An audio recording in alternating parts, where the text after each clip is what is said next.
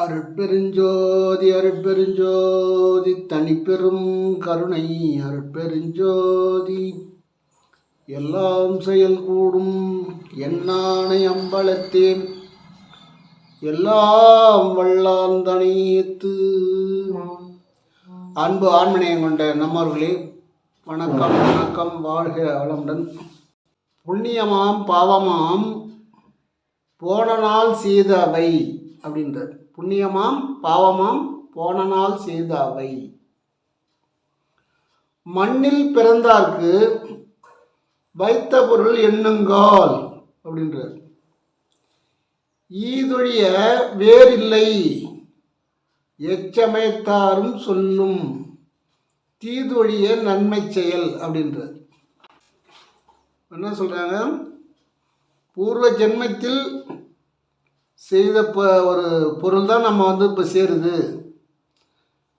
நம்ம கஷ்டத்தையே நினைக்கக்கூடாது. கஷ்டத்தில் இருக்கும்போது அதை விட்டு நான் அப்படியே கஷ்டம்னா அது கஷ்டம் நினைக்கும் போது மனம் அதிகமாக கஷ்டத்தில் போயிட்டே இருக்கும். சிவாய நம்ம அந்த நேரம் மாற்றிக்க வேண்டியதான். சிவாய நம்மானும் போது அந்த கஷ்டம் குறையும். நல்வினை ஆக்கத்தை கொடுக்கும், தீவினை அழிக்கும், அழிவை கொடுக்கும். அப்போ போன ஜென்மத்தில் நம்ம நல்வினை செய்தோமா தீவினை செய்தோமான்னு தெரியாது. ஆனால் இப்போ கஷ்டப்படுறதை வச்சு தெரிஞ்சுக்கலாம். நம்ம எப்படி வாழறோன்றதை வச்சு தெரிஞ்சுக்கலாம்.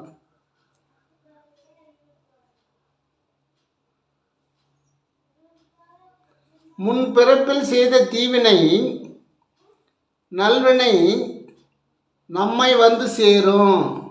நல்ல வினையாக இருந்தாலும் தீவினையாக இருந்தாலும் நம்ம இந்த பிறவியில் வந்து சேரும். இது நம்ம சேர்த்து வைத்த பொருளாகும். ஏற்கனவே சேர்த்து வச்சுட்டோம்.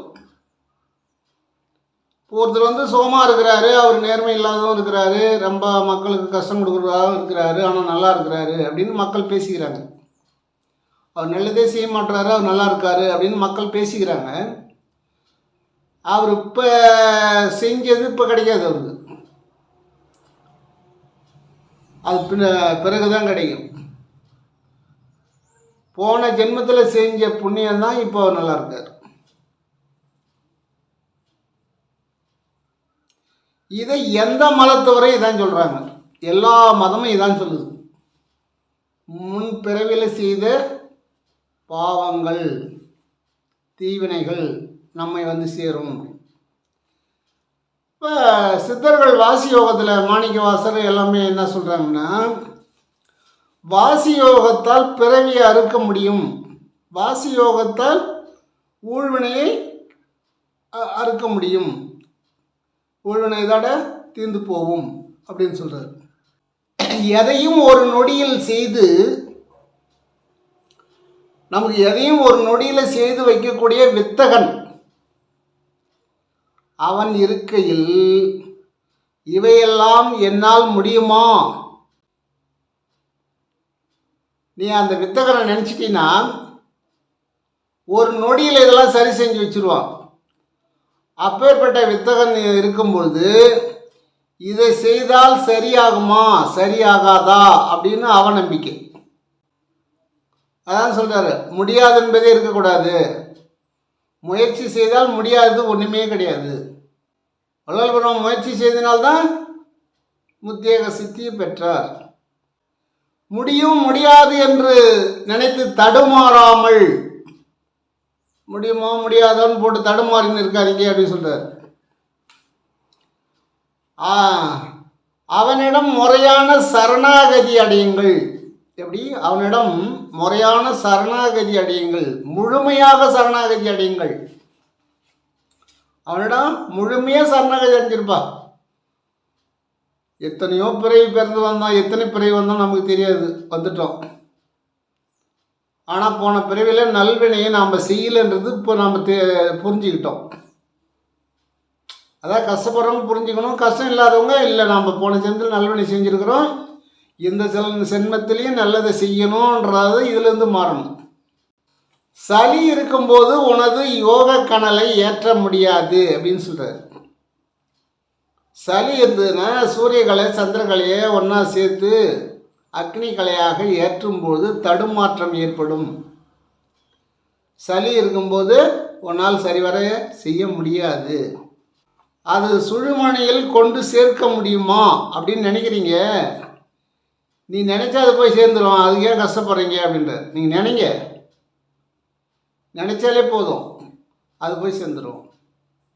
இப்போ அமெரிக்காவில் இருக்கிறவங்க நினைக்கிறோம், நம்ம போய் பார்க்குறோம், அவங்க உருவம் நம்ம கண்ணுக்கு வருது. சிங்கப்பூரில் இருக்கிறவங்க நினைக்கிறோம், ஒரு நொடியில் அவங்களுடைய உருவம் நம்ம கண்ணுக்கு வருது. அதே போல் நம்ம ஒரு நொடியில் அவங்ககிட்ட பேசிக்கிட்டு இருக்கிறோம். அதுபோல் உள்நாக்கு மேல் உனது நாக்கை மேல் அன்னத்தில் ஒட்டும்படி, இந்த பெரிய நாக்கு இருக்குல்ல, இந்த நாக்கை உள்நாக்கு மேலே இந்த அன்னத்தில் கொண்டு ஒட்டுற மாதிரி வச்சுக்கிட்டு வாயை மூடிக்கணும். வச்சுக்கிட்டு விஷத்திலேருந்து எடுக்கணும் காற்றை. 70% விஷத்திலேருந்து வரும், ஒரு 20% மூக்கு வழியாக வரும். அப்போ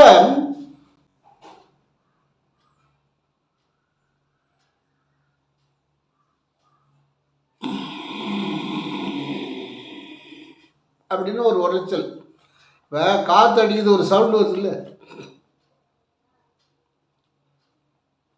வாட வைக்கிறதும் காற்று தான், அழித்தலும் செஞ்சிடும் காற்று. ஒரு மணிக்கு 150 கிலோமீட்டர் காற்றுல அடிக்குதான். 150 கிலோமீட்டர் காற்றுல அடித்த உடனே மனுஷனே தூக்கின்னு போகுதுன்றாங்க. 50 கிலோமீட்டர் கிடக்கிறவங்களாம் தூக்கின்னு ஓடி போய் கடைசி போகுது எவனா பள்ளத்தில்.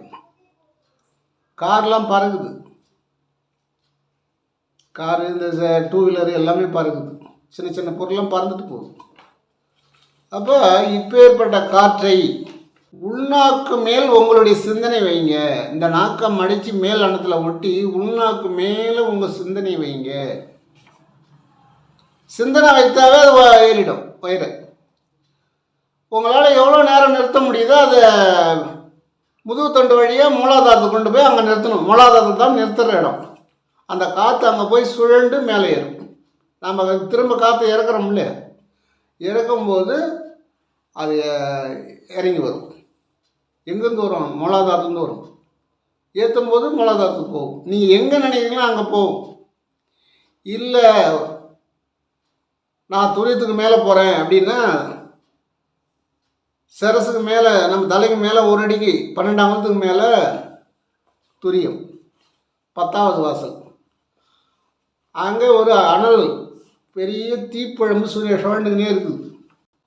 அதன் வழியாக நேராக சுத்தவெளிக்கு போயிடலாம். ஒரு செகண்டு தான். ஒரு செகண்டில் உங்களுடைய குறைகளை தீர்த்து வைக்கக்கூடிய வித்தகன் உன் கையில் இருக்கின்றான், உடலிலே இருக்கின்றான்.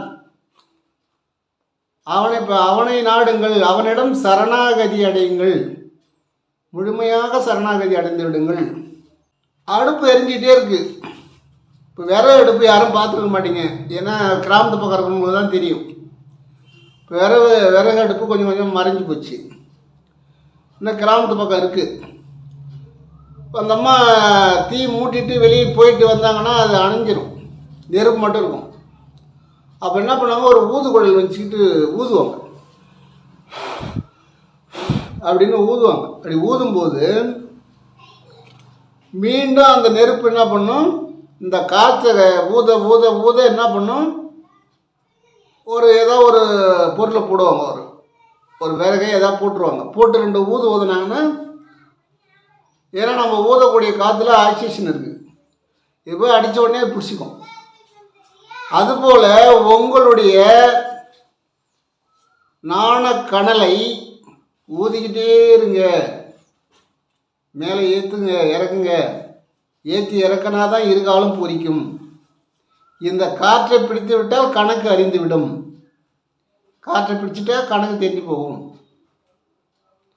கூற்றன் நம்மகிட்ட வரமாட்டான், கூற்றன் வரமாட்டான், எவன் வரமாட்டான். 3000 வருஷம் வாழறாங்க, ஏன் எவன் போகல? 40 வருஷம் வாழறவங்கள பிடிச்சி போடுறான், 25 வயசில் பிடிச்சி போடுறான், 20 வயசில் பிடிச்சி போடுறான், 5 வயசில் பிடிச்சி போடுறான். ஆனால் 3000 வருஷம் வாழ்ந்தார், ஏன் அவங்கள பிடிக்கல? 800 வருஷம் வாழ்ந்துருக்காங்க, நம் முன்னோர்கள். நாம் வாழணும்னா அந்த காற்றை சிந்தாமல் சிதறாமல் ஏற்றி இறக்க பழகினால் 120 ஆண்டுகள் வாழலாம். அது இளமையோடு வாழலாம்.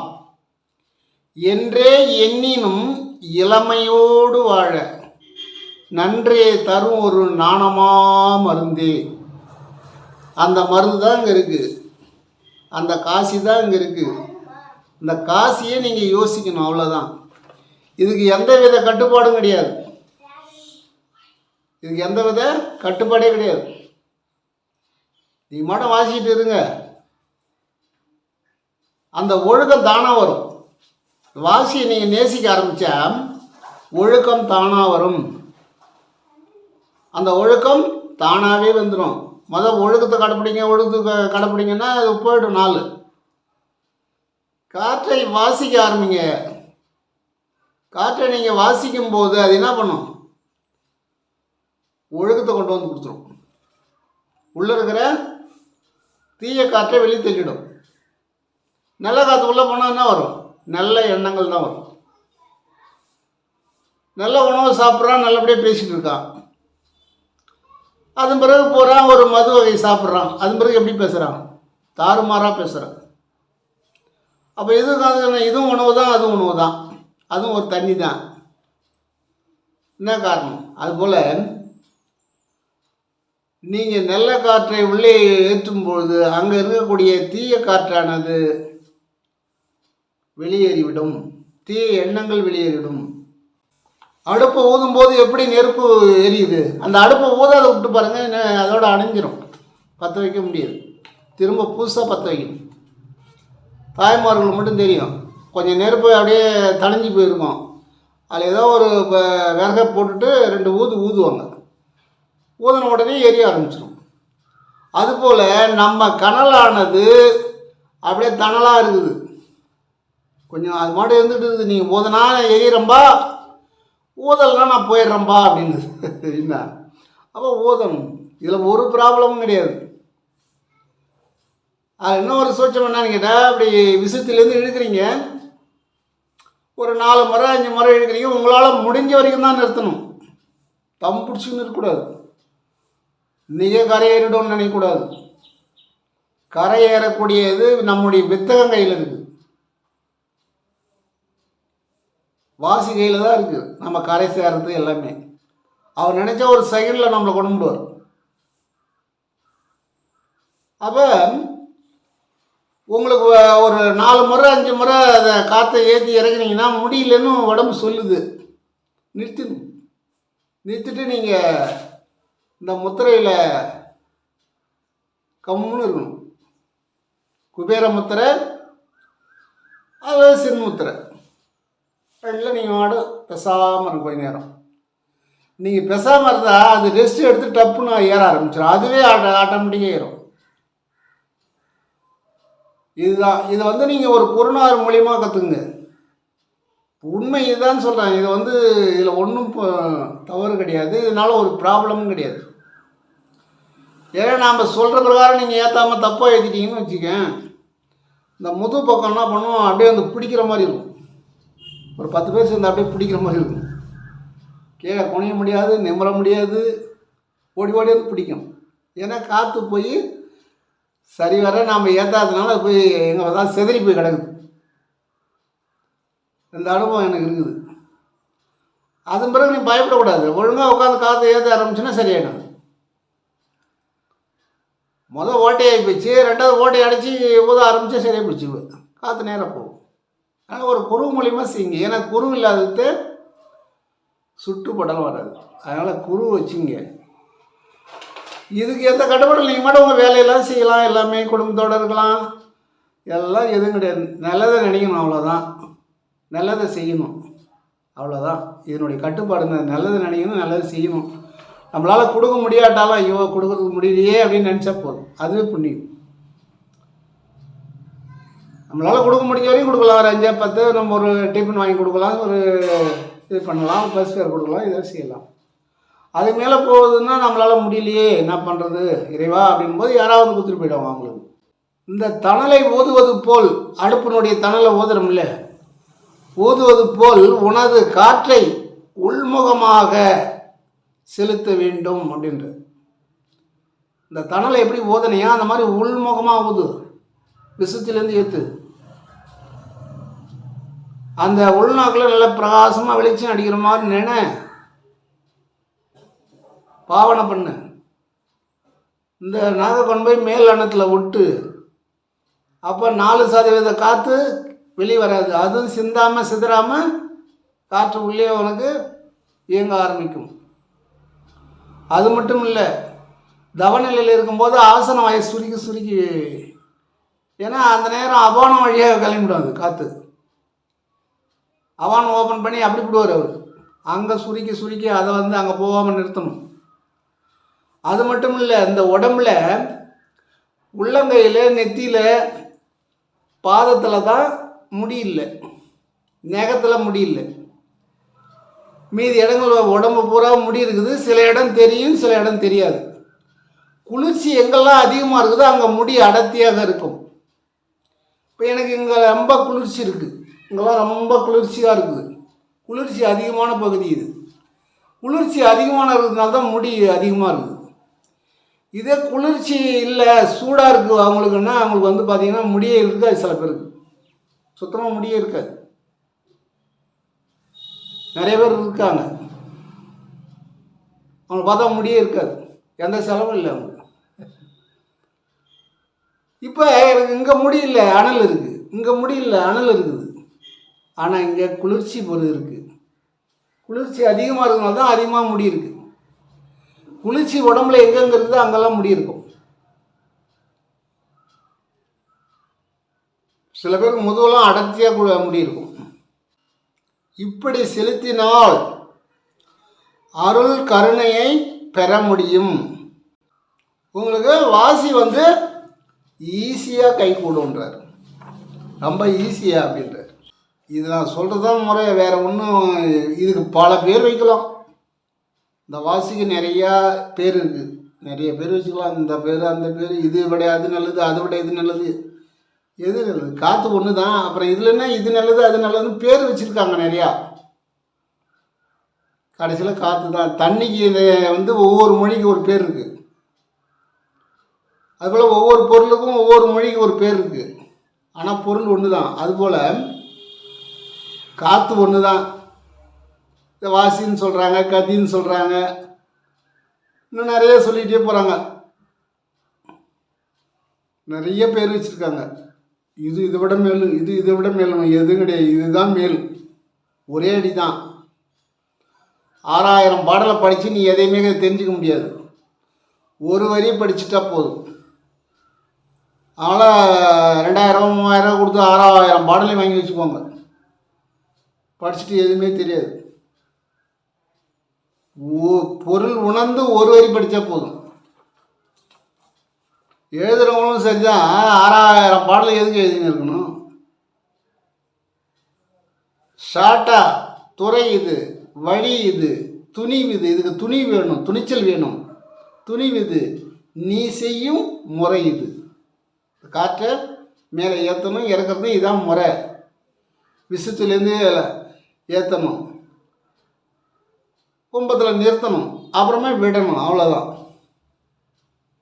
உன்னால் முடிந்த வரைக்கும் தான் நிறுத்தணும். நீ 10 செகண்ட் நிறுத்தலாம், 20 செகண்ட் நிறுத்தலாம், 30 செகண்ட் கூட நிறுத்தலாம், 60 செகண்ட் கூட நிறுத்தலாம். அது உங்களுடைய பயிற்சியை பொறுத்து இருக்குது, திறமையை பொறுத்து இருக்குது. திறமைன்னா நீங்கள் ரொம்ப தம் கட்டிலாம் இருக்கக்கூடாது. இதான் அதில் முக்கியமான விஷயம். தம் கட்டவே கூடாது. போதும்னு உடம்பு சொல்ல விட்டுரு. ஏன் இன்றைக்கி ஆகட்டும், நாளைக்கு ஆகட்டும், இல்லை இன்னும் ஒரு 6 மாதம் கழிச்சு நடக்கட்டும், இல்லை 1 வருஷம் கழிச்சு கூட நம்ம கை போட்டுட்டோம். விடாமுயற்சியில் இருப்போம். முயற்சி திருவினையாக்கும். இந்த காற்றை நீ பின்பற்றி விட்டால், இந்த காற்று உனக்கு வசப்பட்டால், வஞ்சகர் அஞ்சினர், உன்னுடைய வஞ்சகர், கொடிய வஞ்சகர்லாம் இருக்காங்கல்ல. ஏன்னா நீ முன்னேறது அவங்களுக்கு பிடிக்காது. அப்படியே இழுத்து வெளியே கடாசிடணும்னு தான் நினைப்பாங்க. 175 பேர் அப்படி தான் நினைப்பாங்க. அதனால் அப்படியே கிடந்தான், அப்படி ஒரு மாதிரி ஆகிட்டான், அவனை பிடிச்சி அப்படியே வெளியே இழுத்து போட்டு அப்படிக்கணும். அவங்கள அமுக்கி ஒரே தூக்கி கொண்டு போய் வெளியே கடாசக்கூடிய சக்தி நம்முடைய பேரண்ட நாயகனாகிய நமது குருநாதராகிய நமது குருவாகிய வாசியிடம் சரணாகதி அடைந்தோமானால் அந்த வஞ்சகர்லாம் பறந்துருவாங்க. இது வள்ளல் பெருமான் சொல்கிறார். வஞ்சகர் அஞ்சினர், வாய்மூடி சென்றனர், வந்து திரும்பவும் வாசலில் நின்றனர், தஞ்சம் எமக்கருள் சாமி என்றனர்.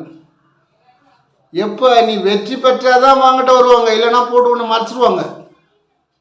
அப்போ என்ன பண்ணணும்? நம்ம வாசியை சதா நினைக்க ஓடிக்கிட்டே இருக்கணும். குறைஞ்சது ஒரு 15 நிமிஷம் ஓட்டினா போதும், இல்லை 10 நிமிஷம் போதும். 10 நிமிஷம் ஏற்றினா இருக்கணும், அப்படியே விட்டுடணும். ரெஸ்ட் எடுத்துக்கணும், கம்முன்னு இருக்கணும். சினிமத்தில் நம்ம மாட கம்முன்னு இருக்கணும். அப்புறம் அதுவே ஷார்ட் ஆகும். அதாவது ரெஸ்ட் எடுத்து அதாவது நம்ம ஒரு மலையில் ஏறுறோம், கொஞ்சம் தூரம் நடக்கிறோம், ரெஸ்ட் எடுக்கிறோம். இப்போ உடம்பு என்ன பண்ணுது? சார்ஜ் பண்ணிக்குது. செலவானதை சார்ஜ் பண்ணிக்குது. செலவான காற்று திரும்பவும் சார்ஜ் ஆகும்போது அப்புறம் நடக்கிறோம். அப்புறம் ஒரு இடத்துல ரெஸ்ட் எடுக்கிறோம், அப்புறம் நடக்கிறோம். அப்போ ரெஸ்ட் எடுத்தாலும் நம்ம மலை ஏறுறோம். மலை ஆரம்ப அடியில் நின்ன உடனே உயரப்போ நின்றுறோம்னா உச்சியில் எப்பேற்பட்டவங்களாக தான் ரெஸ்ட் எடுத்து தான் போகணும். அதுபோல் வாசி யோகம் பண்ணும்போது 1/2 மணி நேரம் 1 மணி நேரம் நீங்கள் ரெஸ்ட் எடுக்காது செய்யவே கூடாது.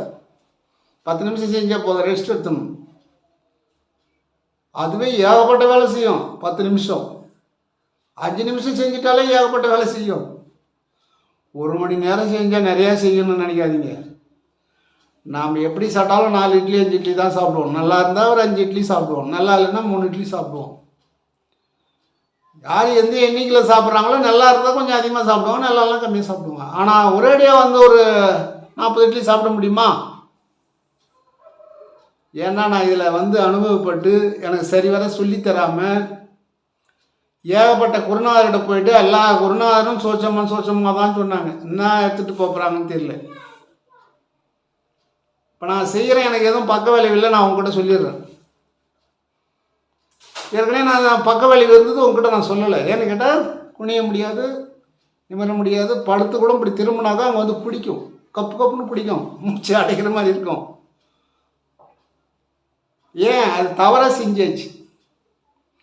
அதனால் சில குருநாதர் சொல்ல மாட்டாங்க. அது ரைட்டு தான். கேட்குறவங்கள கூப்பிட்டு சொல்லிடணும். கேட்குறவங்கள இதாம்பா முறை சொல்லி கொடுத்துடணும். அதான் குரு. இப்போ நிறைய நம்ம நாட்டில் வந்து இப்போது அமைதியான நாடு தான் நம்ம நாடு. எல்லா உலகத்தில் எடுத்து சீர்தூக்கி பார்த்தா இந்தியா தான் அமைதியான நாடு. ஏன்னா ஆன்மீகம் அதிகமாக இருக்கிற நாடு. இப்போ ஆன்மீகம் குறைய ஆரம்பிச்சிருக்கு. நீங்கள் நினைக்கலாம் கோவிலெலாம் கூட்டம் இருக்குது அப்படின்னு. கோவிலில் கூட்டம் இருந்தால் ஆன்மீகம் கிடையாது, அவங்களாம் பக்தி கிடையாது. அவங்க டூரிஸ்ட் மாதிரி போயிட்டு வராங்க, டூர் தான் போயிட்டு வராங்க. இங்கே வந்து போகிறீங்களே என்னங்க நன்மைன்னு கேட்டால் நன்மை என்ன கிடக்குது? ஜாலியாக வரோம், 4 பேரை பார்க்குறோம், 4 பொருளை வாங்குகிறோம், சாப்பிட்றோம், போகிறோம் அப்படின்றாங்க. கோவிலுக்கே போகாமல் வீட்டில் இருக்கிறானே அவன் தான் ஞானி, அவன் தான் கடவுள். இருக்க முடியுமா? இருக்க வேணும். ஏன்னா நம்மள தான் கடவுள் இருக்க. நாமே எங்கே போய் தான் தேடுவானே? இருக்கிற இடத்த விட்டுட்டு இல்லாத இடம்லாம் ஏன் போய் தேடி கிடப்பானே? மலை மேலே உட்காந்து தவம் பண்ணலாம், நல்லா ஆற்றல் கிடைக்கும், அது நல்லது தான்.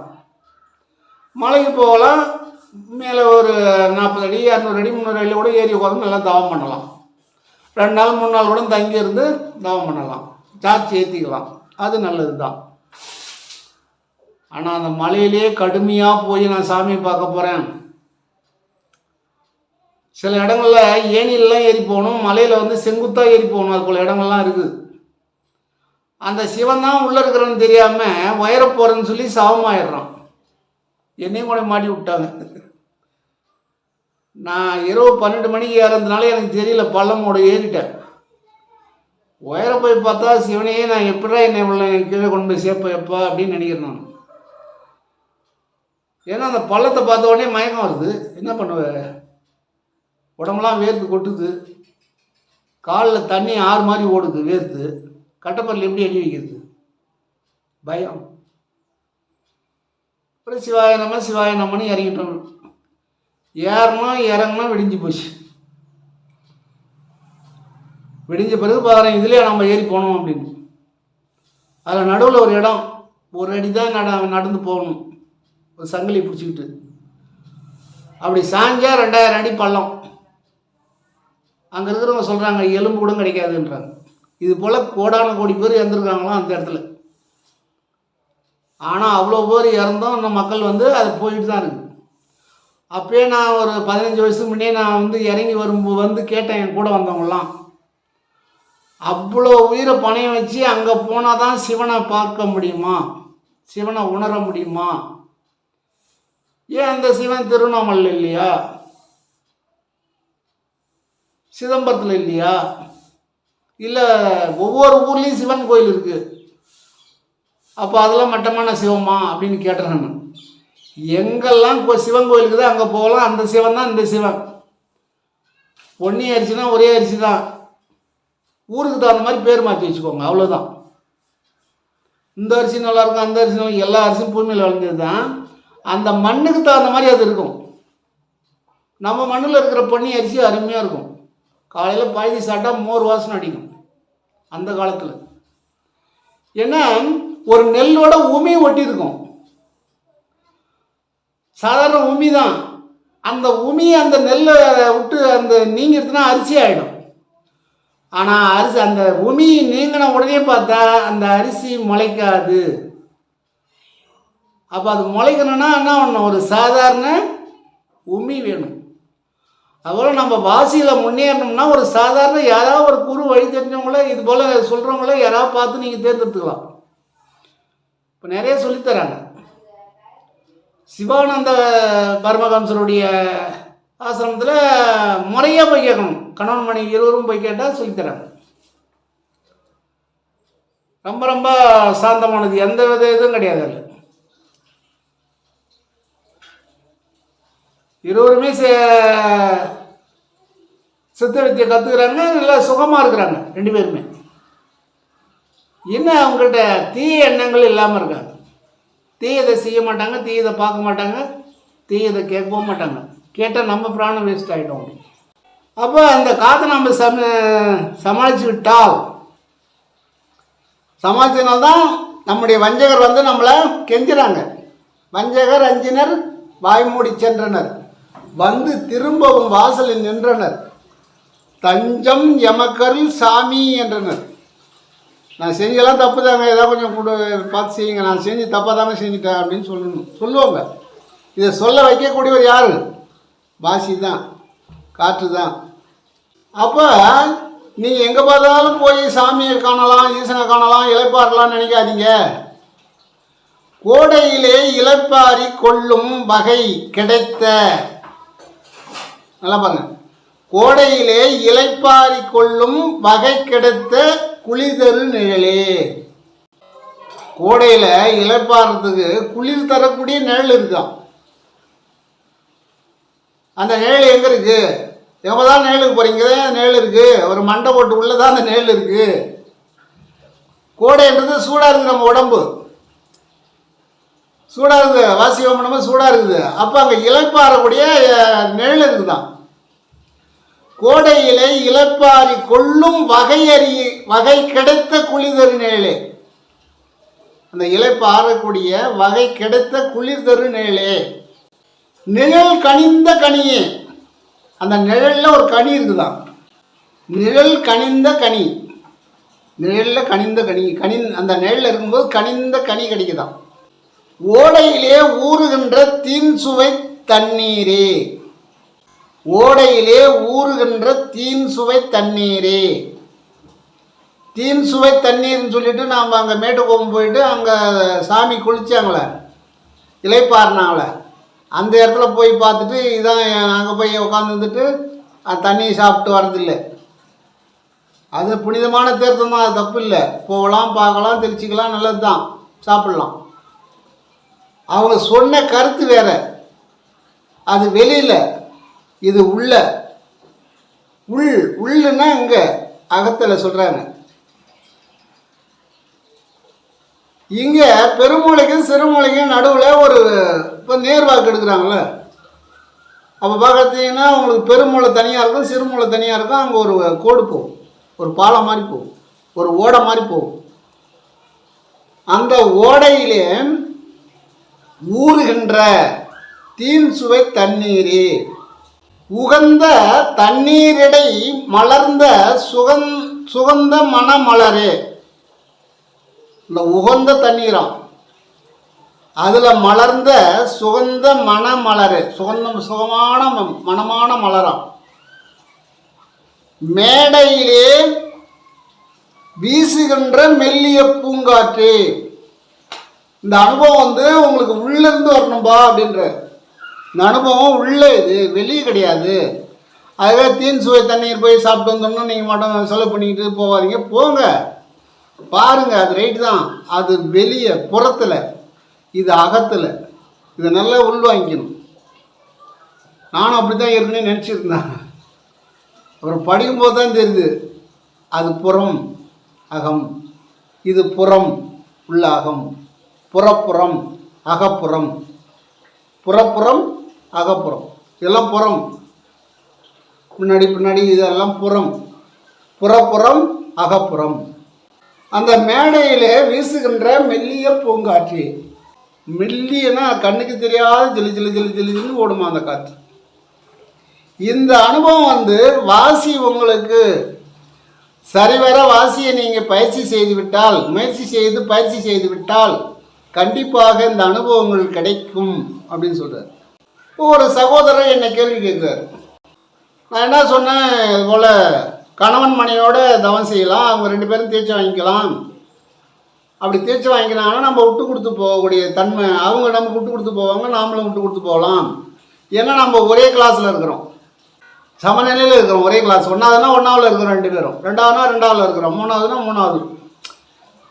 நம்ம அப்போ 2 பேரும் ஒரே கிளாஸில் இருக்கிறதுனால ஒருவர் அட்ஜஸ்ட் பண்ணி போகக்கூடிய, அப்போ தான் நம்ம தவத்தை வெல்ல முடியும், தவத்தை அடைய முடியும். இப்போ வடகரைக்கு போனீங்கன்னா அதான் சொல்லுவாங்க, கணவன் மனைவி இருவருமே. இன்னும் கேட்டால் குழந்தைகளோட தவம் பண்ணுது. அதை விட்ட தீய பழக்க வழக்கங்களே கிடையாது. பேச்சு கூட அழகாக பேசுது. தாத்தா என்ன வேணும் உங்களுக்கு அப்படின்னு கேட்குது. நான் என்னை கேட்டது, தாத்தா உனக்கு என்ன வேணும், ஜாயா வேணுமா, பச்சி வாங்கிட்டு வரட்டுமா அப்படின்னு கேட்குது. சின்ன ஒரு 5 வயசு குழந்தை. அது கேட்டதே சாப்பிட்ட மாதிரி இருந்தது. அது பிறகு அது அங்கே கொடுக்குறாங்க, இலவசமாக தான் அங்கே ஆசிரமத்தில் கொடுக்குறாங்க. நம்ம உட்காந்துருக்குறோம், நமக்கு அது உட்காந்துருக்காங்களா முடியாதவங்க அவங்களுக்கு வாங்கி அந்த கொடுப்போன்னு செய்து ஒரு 5 வயசு குழந்தை. அதுதான் உள்ளே புரிஞ்சுக்கணும். அந்த அளவுக்கு அதுக்கு ஒரு பழக்க வழக்கத்தை இளமையிலே கொடுத்துருக்காங்க. அப்போ முதுமை வரைக்கும் அவன் அப்படி தான் இருப்பான், சாந்தமானவனாக தான் இருப்பான். அதுபோல் நீங்கள் கணவன் மனைவி இருவருமே நீங்கள் தீட்சை வாங்கி நான் சொல்லும்போது ஒரு சகோதரர் என்னை கேட்டார், ஐயா எல்லாம் சொல்கிறீங்க ரைட் தான், ராமகிருஷ்ண பரமஹம்சர் மனைவியோட விட்டு கொடுத்து வாழ்ந்து அவங்க மேல்நிலைக்கு போனாங்க. திருவள்ளுவர் வாசகி விட்டு கொடுத்து வாழ்ந்தாங்க. எல்லாம் சொல்கிறீங்க ரைட் தான். எல்லாருமே நிறைய பேர் சொல்லிகிட்டே போகலாம். இப்போ முருகர் வள்ளியை திருமணம் பண்ணிக்கலையா, ஒரு திருமணம் பண்ணார், 2 திருமணம் பண்ணார். வேதாத்திரி மகரிஷி 2 திருமணம் செஞ்சுக்கிட்டாரு. அவங்களுக்கு வாசி யோகம் கற்றுக்கணுங்களுக்கு குழந்தை வேணுன்ற நினச்சா தான் குழந்தை பெற்றுக்குவாங்க, இல்லைன்னா குழந்தை தேவையில்லை. குழந்தை இல்லாமலே அவங்க குடும்பம் ஆக்கிட்டு போவாங்க. ஏன்னா வாசி யோகத்தில் அப்படி ஒரு கலை இருக்குது. சிக்கலம் வெளிப்படாமல் அவங்க குடும்பம் ஆக்கிட்டு போயிட்டே இருப்பாங்க. வாசி யோகத்தை நல்லா தெரிஞ்சுக்கிட்டாக்கா அது அந்த அனுபவம் அது வந்துடுது. உனக்கு வாரிசு வேணுமா வேணாமா, நீ அது வாசியை தீர்மானம் பண்ணிக்கும். வாசியை நீ கடைப்பிடிக்கணும், அவ்வளோதான். அது வாரிசு வேணும்னா கொடுக்கும். ஏன்னா ஒருத்தர் நான் 20 வருஷம் தவம் செஞ்சு அதன் பிறகு போய் ஒரு பொண்ணு குழந்தை பிறகு, ஏற்கனவே ஒரு பையன் இருந்தால் அதன் பிறகு ஒரு பொண்ணு பிறகு. அவங்க என்ன கேட்டுக்கிட்டாங்க, எனக்கு பொண்ணு தான் வேணும் அப்படின்னாங்க. அதுக்கு ஒரு கலை இருக்குது, அந்த கலையை பயன்படுத்தினாங்க, பொண்ணு பிறகு. இது சித்தவித்தை கற்றவங்களுக்கு தான் தெரியும். அவங்களுக்கு இந்த குடும்ப கட்டுப்பாடுலாம் தேவையில்லை. அவங்க அங்கே சித்தவித்தை கற்றுக்கிட்டவங்களெல்லாம் குடும்ப கட்டுப்பாடே கிடையாது. அவங்க 1-2க்கு மேலே அவங்களுக்கு இருக்காது. ஆனால் இருவருமே சுகமாக இருப்பாங்க, எல்லோரும் நடத்திக்கிட்டே இருப்பாங்க. வாசி யோகத்தில் அப்படி ஒரு கலை இருக்குது.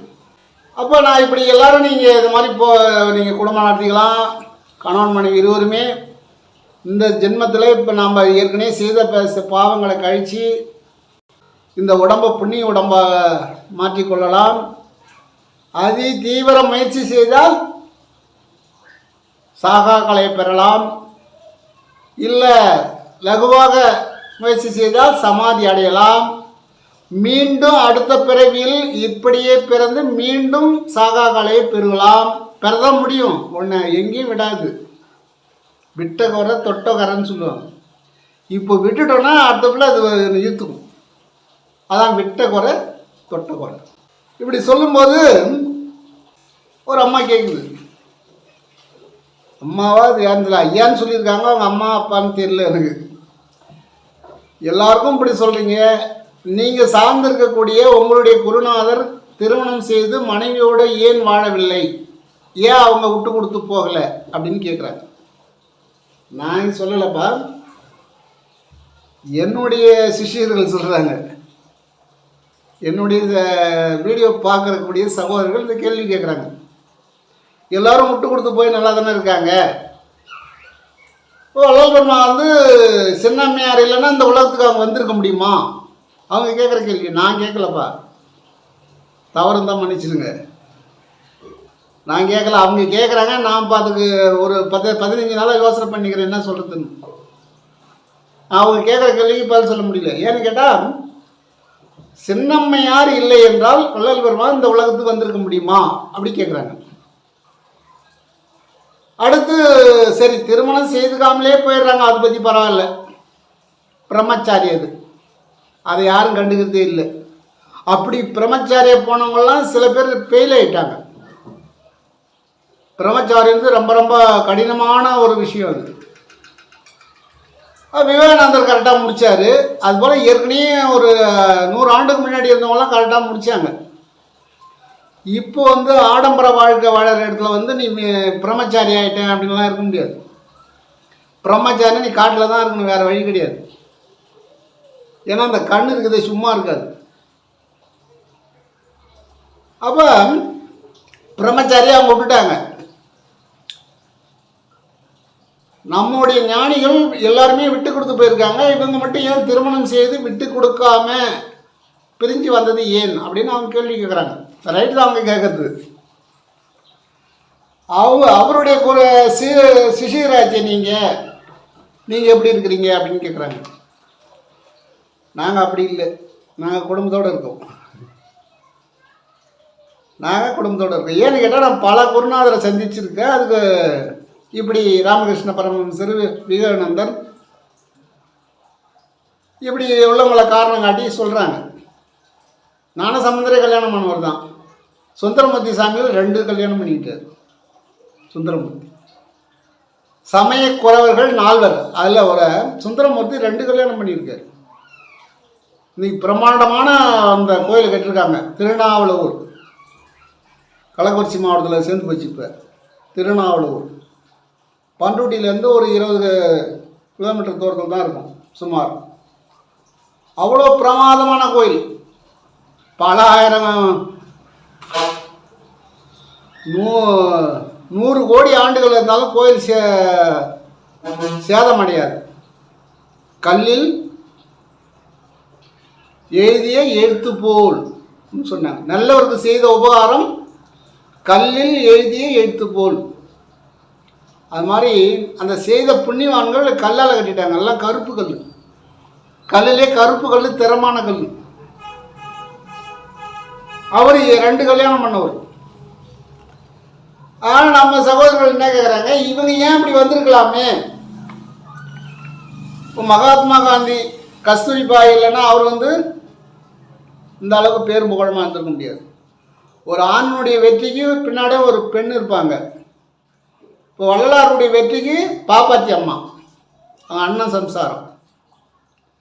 வள்ளலார் இந்த உலகத்துக்கு வந்தது சின்னம்மா. வள்ளலாரை மேல்நிலைக்கு போகிறதுக்கு அதுக்கு ஆகாரம் கொடுத்து உபசாரம் பண்ணி அவரை கண்காணிச்சவங்க ஒரு பெண்ணு தான், பாப்பாத்தி அம்மா. அது மட்டும் இல்லை, திருமணம் செய்து தான் வேணான்னு சொல்லும்போது அவரை விட்டு பிரிஞ்சு போனாங்கள, அவங்க அதை விட அவங்க விட்டு போகணும்னா இவர் இந்த நிலைக்கு வர முடியாது. வரலாம் அவங்க இருந்தாலே வரலாம். ஏன்னா வாசி யோகத்தில் அப்படி இருக்கு. நீ மனைவி இப்போ திருவள்ளுவர் வந்து அவங்க மனைவியோடு அவர் இல்லையா, வாரிசு உண்டாக்கினார். அவருடைய எண்ணங்கள் எப்படியோ அது நமக்கு தெரியாது. அவருடைய பூர்வ ஜென்ம கர்மா எப்படியோ அது நமக்கு தெரியாது. அதனால் அவரை சார்ந்திருக்கிறவங்க எல்லாம் அப்படி இல்லை கிடையாது. அப்படியும் ஒரு சிலர் வந்து குரு போலே நாமளும் இருப்பிட்டு இருக்கிறாங்க, அது வேறு விஷயம், அது தேவையில்லை. இருக்கிறாங்க, அப்புறம் அவங்க ஃபெயில் ஆகிடுறாங்க, கொஞ்ச நாள் இருந்து ஃபெயில் ஆகிடுறாங்க. அப்போ இன்னொன்று என்னன்னு கேட்டால், இப்போ வந்து தர்மசாலை கட்டி எல்லாருக்கும் பசி ஆத்தினார், உலகம் பூரா புகழ் உண்டாச்சு. வயிற்றுக்கு சாப்பாடு போட்டோம், ஞானம் வேணும் இல்லை, ஞானத்துக்கு ஒரு யோகசாலை கட்டினாங்க. அந்த யோகசாலையில் சரியான ஒரு கல்பட்டு ஐயாவோ அதுக்கு தகுதியானவர்கள், கல்பட்டு ஐயா தான் அதுக்கு தகுதியானவர், தொழுது ஒரு வேலாயுதம் கூட கிடையாது. அவர்கிட்டயாவது சொல்லி நீங்கள் ஒரு 10 பேரை உருவாக்குங்கன்னு சொல்லியிருக்கணும். இப்போ நிறைய ஆசிரமத்தில் பார்த்தா சொல்லி கொடுக்குறாங்க, 500 பேர் 1000 பேர், தமிழ்நாடு பூரா பார்த்தா ஒரு 20,000 பேர் 30,000 பேர் இருக்காங்க இந்த வித்தையை கற்றுக்கணுங்க. ரொம்ப ரொம்ப சாந்தமாக இருப்பாங்க. அவங்க கோர்ட்டு பக்கம்லாம் போக மாட்டாங்க, ஸ்டேஷன் பக்கம்லாம் போக மாட்டாங்க. ஏன்னா அடிக்கடியே அடிச்சுட்டு போடா, எதை சரி செஞ்சுட்டு போ, பூர்வ ஜென்மத்தில் என்ன செஞ்சனோ நீ அடிக்க வந்துக்கிற அட்ரா அப்படின்னும், வச்சுட்டு போப்பா அப்படின்னு. ரெட்டை போகிறேன்னு வருவான், ரெட்டை பாரியா, அப்போ பூர்வ ஜென்மத்தில் நான் யாரையும் வெட்டியிருக்கேன். ஒரு ஆட்டை வெட்டும்போது அந்த பூசாரியை சொல்லும் அந்த ஆடு, டேய் நான் வந்து பேச முடியாத நிற்கிறேன், நீ வெட்டுற, நீ 500 பிறவி எடுத்து உன் தலை துண்டிக்கப்படும் சொல்லுமா. எவ்வளோ பிறவி? 500 பிறவி எடுத்து ஒவ்வொரு பிறவியிலும் உன்னுடைய தலை துண்டிக்கப்படும் அப்படின்னு சொல்லுமா. இப்படி சொல்லும் போது வெட்டுறான் என்ன பண்ணிட்டானா, நிறுத்திட்டான். 500 பிறவி எடுக்கிறதா, நாம் எத்தனையோ ஆட்டை வெட்டிருக்கிறோம், எத்தனை 500 பிறவி எடுக்கிறது சொல்லி நிறுத்திட்டான். அப்போ அந்த ஆடு சொல்லிச்சான், இல்லைப்பா இது கடைசி பிறவி எனக்கு, இப்போ நீ வெட்டினாதான் நான் அடுத்த பிறவிலேருந்து நான் சுகம் அடைய முடியும், நான் இறைநிலை அடைய முடியும், அதனால் இதோடு எனக்கு நிறைவுபட்டு போச்சு, நான் சிரிக்கிறேன், நீ வெட்டுறா அப்படின்னு சொல்லிச்சான். அவனுக்கு உண்மை தெரிஞ்ச பிறகு வெட்ட மாட்டேன்னு சொல்கிறான். வெட்ட மாட்டேன்னு சொல்லி அதை கொண்டு போய் ஒரு மலையில் கொண்டு போய் நிறுத்திடுறான், கட்டி விட்டுறான். அது வயிற்றுக்கு பச்சளையெல்லாம் மேய்ஞ்சி சாப்பிட்ருக்கு. திடீர்னு மழை வந்தது, ஒரு இடி இடிச்சுது, பாறையில் விழுந்தது, பாறை துண்டாகி இந்த ஆடு செடியில் கட்டி வச்சிருந்தான்ல அது கழுத்தில் போய் விழுந்தது, கழுத்தில் துண்டாகி போச்சு. அவன் வெட்ட மாட்டான்னு சொன்னான். அது என்ன சொல்லிச்சு, நான் வெட்டன ஆடு கொடுத்த அதனுடைய சாபம் இது கடைசி, இது நிறைவேறினா தான் நான் அடுத்த மனுஷனாக பிறக்க முடியும் அப்படின்னு சொல்லிச்சு அந்த ஆடு. ஏன்னா இவன் பயந்துட்டான், நம்ம வருஷத்துக்கு 4 ஆடு 3 ஆடு வெட்டிட்டுமே கோயிலில் கொண்டாந்து அப்படின்னு. பசிக்கு சாப்பிட்றாங்க, அதெல்லாம் நாங்கள் எதுவும் சொல்லலை, அது அவங்க சௌகரியம். வள்ளுவர் பெருந்தகையே ஒரு 2540-50 வருஷத்துக்கு முன்னாடி அவரே வந்து எதையுமே ஜீவாரணம் தான் பண்ணியிருக்காரு, சைவ ஆகாரம் தான் சாப்பிட்ருக்காரு. அவர் தான் நிறைய எழுதியிருக்கார், வள்ளல் பெருமானை விட அவர் தான் எழுதியிருக்கார். ஜீவ இம்சை கூடாதுன்றது சொல்கிறவரே உங்களுக்கு எல்லாம் படிச்சிருப்பீங்க, உங்களுக்கு தெரிஞ்சது, இதை மீண்டும் சொல்ல வேண்டியதில்லை. கொலையை மறுக்க சொன்னவரே அவர் தான், அதை பார்த்து தான் நம்ம வள்ளல் பெருமான் சொன்னார். அப்போ குரு எவ்வழியோ சிஷிய அவ்வழின்னு சொல்லுவாங்க. ஆனால் ஒரு குருன்னா அவங்க நல்ல சீடனை பார்த்து தேர்ந்தெடுக்கணும், இல்லைன்னா அவன் போய் நம்ம பேரை கெட்ட பேர் ஆகிட்டு போயிடும். ஏன்டா வந்து நிறைய பேர் நான் கல்யாணம் பண்ணிக்க மாட்டேன்னு சொன்னான், கல்யாணம் பண்ணிக்காதாலும் இங்கே வராதேன்ட்டு. என்ன மாதிரி நீங்கள் கல்யாணம் பண்ணிருக்கா, அவங்கள நீங்கள் அது அவங்களுடைய சூழ்நிலை வேறு, அவங்களுடைய காரணங்கள் வேறு, அவங்க இருந்தாங்க இவங்க இருந்தாங்கன்னு ஒருத்தர் 2 பேரை காட்டாத. ஆயிரக்கணக்கானோர் திருமணம் செய்து இறைநிலை அடைஞ்சாங்க, முத்தேக சித்தியை பெற்றவர்கள் இருக்கிறாங்க.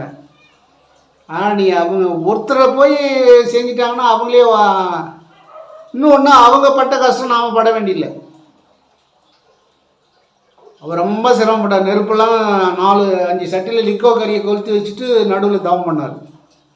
ஒன்றும் கிடையாது, வாசி நீ ஒரு 20 நிமிஷம் ஏதோ உடம்பு தணலாகி போகுது, நெருப்பாகி போகுது, உடம்பு பூரா எரிச்சல் கூட தாங்கிக்கலாம். ஒன்றுக்கு போனால் வெந்நீர் மாதிரியே போகுது. மழை கழிச்சா ஒரே எரிச்சல் கொடுக்குது. ஒரு 20 நிமிஷத்துக்கே இவ்வளோ அனல் கொடுக்கக்கூடிய உடம்பை நாம் ஏன் சுற்றி லிக்கோ கறி கொட்டிக்கிட்டு அவங்க வந்த வழி வேற. நாம் அதில் நல்லது மட்டும்தான் எடுத்துக்கணும். அவங்க பட்ட சிரமம்லாம் நம்மளால் பட முடியாது. நம்ம லிக்கோ கறி போட்டுட்டு உள்ளே உட்காந்துருக்க முடியாது அப்படின்லாம் தேவையில்லை. எந்த கறியும் தேவையில்லை. உட்காந்த இடத்துல உடம்பு தணலாகும், நெருப்பாகும். ஆகாரமும் காற்றும் போதும். நீ சாப்பிட்ற ஆகாரமும் காற்றுமே உனக்கு அனலாகிடும். சூடான ஆகாரங்களை சாப்பிடணும். வாசி பண்ண நீ நெருப்பாகனா நெருப்பாகிடலாம். அதில் இன்னொன்று சொல்கிறாங்க, வாசிகள் என்ன சொல்கிறாங்கன்னா, இது புறத்தில் இருக்கக்கூடிய சூடை தணிக்கிறதுக்கு வெண்பூசணி போன்ற காய்கறிகளை சாப்பிடுங்க அப்படின்றாங்க. வெண்பூசணி ஜூஸ் சாப்பிடுங்க. தாவம் பண்ணுறாங்க, கண்டிப்பாக வெண்பூசணி ஜூஸ் சாப்பிடணும். அப்போ தான் இந்த அனலை குறைக்க முடியும். உனக்கு எந்த நெருப்பும் தேவையில்லை, நீ உட்காந்தாலே நெருப்பு மாதிரி இருக்கும். என்னுடைய அனுபவத்தை நான் சொல்கிறேன், எனக்கு கிடைச்சதை நான் சொல்கிறேன். மற்றவங்களுக்கு எப்படி கிடைச்சின்னு எனக்கு தெரியாது. இதில் தவறு இருக்கடா, அதை விட்டுருங்க. இல்லை வாதம் வேண்டியில்லை. ஏன்னா என்னுடைய குணம் என்னன்னு கேட்டால், நான் என்ன அனுபவிக்கணும் அப்படின்னு சொல்லிவிடுவேன். அதுதான் என்னுடைய குணம்.